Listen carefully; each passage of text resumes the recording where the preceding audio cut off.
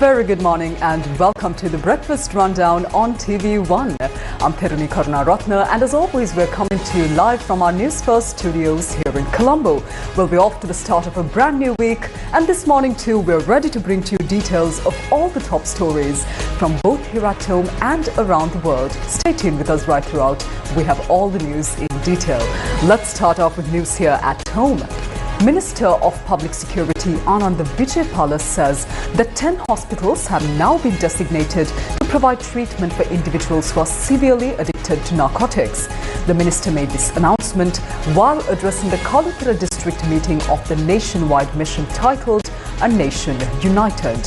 He further stated that the Office for the National Council on Drug Control will be established in Torrington.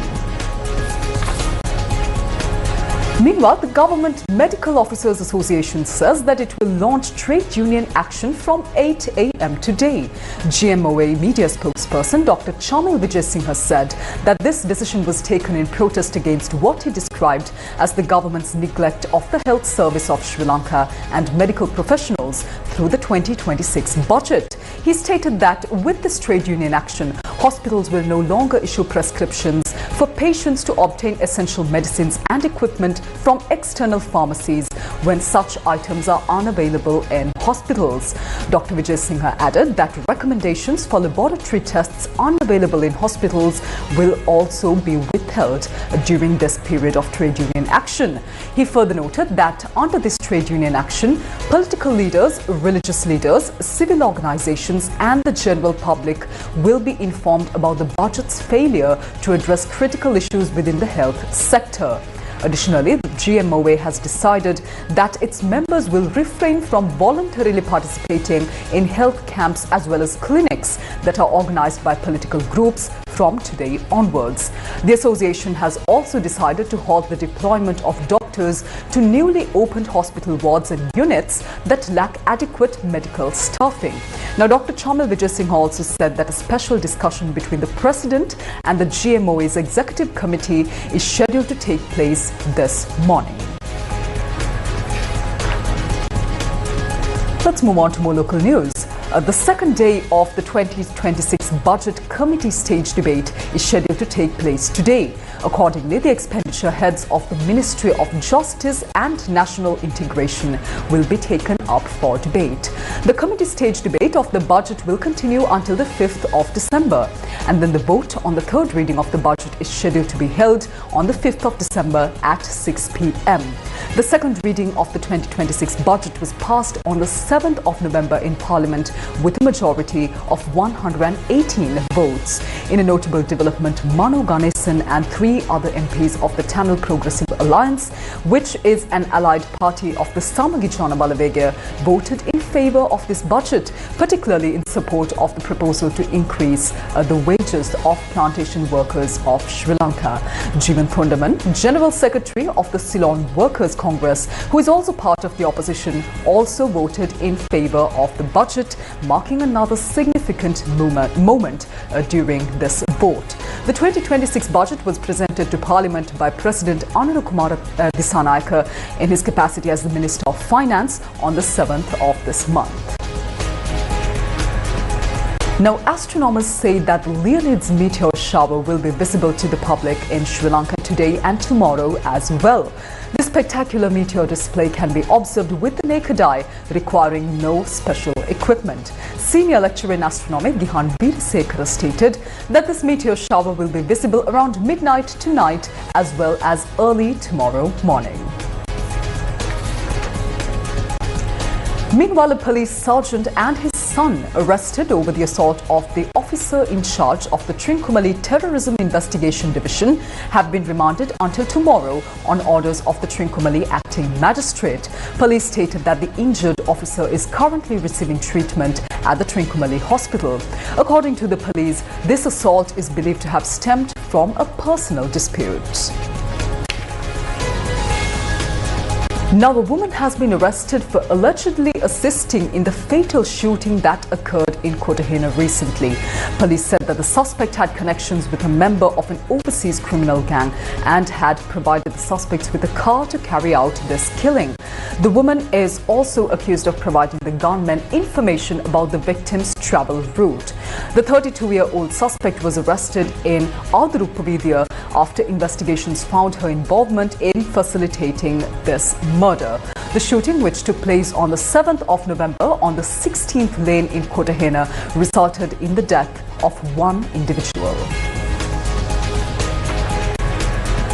The mortal remains of the late governor of the southern province, Bandula Harishchandra, is scheduled to be placed at his official residence in Gaul this evening. At present, his remains are being kept at a private funeral parlour in Colombo. He passed away at the age of 62 while receiving treatment at the intensive care unit of the National Hospital of Sri Lanka. A senior administrative officer, Harishchandra, was appointed as the governor of the southern province last year. He had served in several key government positions, including district secretary and secretary to multiple ministries. The final rites of the late governor are scheduled to take place tomorrow at the Samanala grounds in Gaul. With that, let's move on to your weather forecast for today. The low pressure area over the island continues to persist and cloudy skies can be expected over most parts of the island, according to the Met Department. Showers or thunder showers will occur at times in the northern, north central and eastern provinces. Showers or thunder showers will occur at several places in other areas of the island after 1 p.m. as well. Heavy falls above 100 millimeters are likely at some places in the northern and eastern provinces. Fairly heavy falls above 75 millimeters are likely at some places elsewhere over the island as well. Misty conditions can be expected at some places in the western, Sabaragamua, central and southern provinces during the early hours of the morning. And as always, the general public is requested to take adequate precautions to minimize damages caused by temporary localized strong winds and lightning during thunder showers. With that, let's move on to international news for this morning.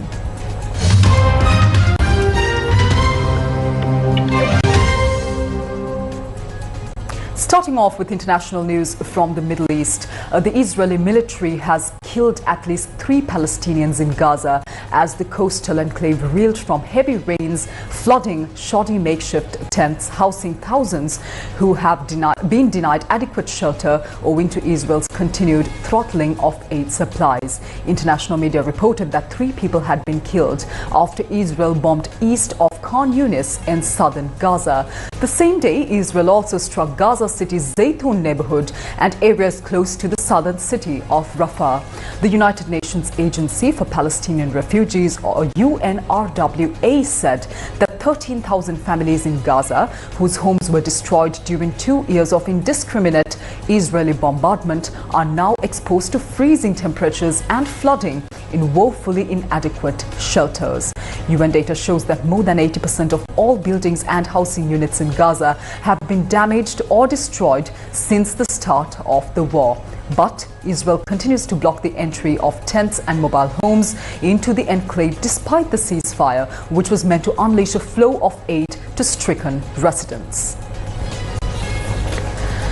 Meanwhile, a man has been arrested in connection with the deadly car bomb attack that killed 8 people and wounded 20 others in Delhi last week. The National Investigation Agency, or the NIA, said the car used in the attack, which the government has called a terrorist incident, was registered in the arrested suspect's name. They have accused him of conspiring with the alleged suicide bomber. The suspect was a resident of Indian-administered Kashmir, authorities say. The explosion happened near a metro station close to the Red Fort, one of Delhi's most high-profile landmarks. The agency said it had seized another vehicle allegedly belonging to the suicide bomber for examination.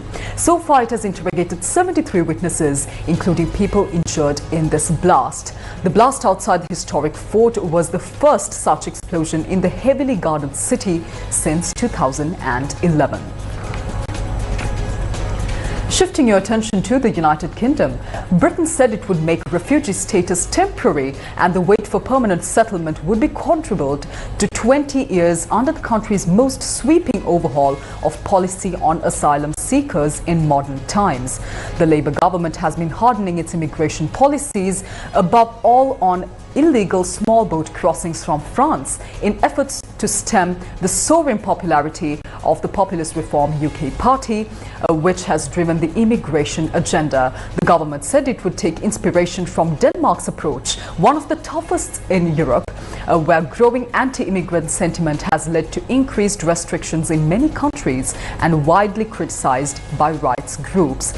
The Home Office or Interior Ministry said in a statement issued late on Saturday that as part of these changes, the statutory duty to provide support to certain asylum seekers, including housing and weekly allowances, will be revoked.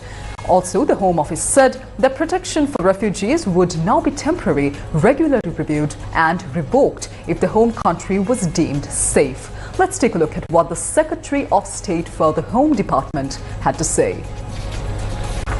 The new reforms will do is change that generations-old assumption that sanctuary provided to refugees can very quickly lead to permanent settlement and all of the rights that go alongside that. We will be changing that to a more temporary process, and the situation will be assessed every 2.5 years. So if your country becomes safe in that intervening period and you are remaining on this essentially core protection model, you will be returned to your country, because we see countries that have started off in conflict and people have moved in order to escape that conflict becoming safe. So I think that is right. And but the whole of the proposals that I will set out tomorrow will also provide new routes for people to be able to work in this country, and if you are working and contributing, you will be able to earn an earlier settlement in this country. A total of 109,343 people claimed asylum in the UK in the year ending March 2025, a 17% rise on the previous year and 6% above the 2002 peak of 103,081. Coming up next is sports news for this morning.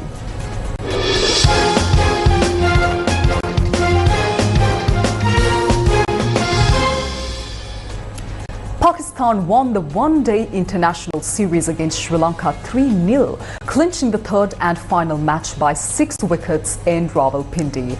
After winning the toss, Pakistan opted to bowl first. Sri Lanka were without their captain Charita Solanka, who was ruled out due to illness. Kusal Mendis led the team in his absence. Vanudu Hasranga and Dushmantha Chameera were sidelined with injuries, while Asita Fernando was also reported to be unwell.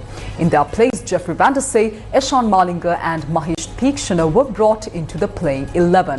Pawan Ratnayaka made his ODI debut for Sri Lanka in this match. Now, batting first, Sri Lanka were bowled out for 211 runs in 45.2 overs, chasing a target of 212. Pakistan reached the score in 44.4 overs, losing 4 wickets, securing both the match and a clean sweep in the series. And that's a wrap of this morning's edition of The Breakfast Rundown on TV1. Thank you for joining us this morning. Do join us tomorrow as well, same time, same place, for more of the very latest from here at home and around the world. Take care. Have a wonderful day ahead.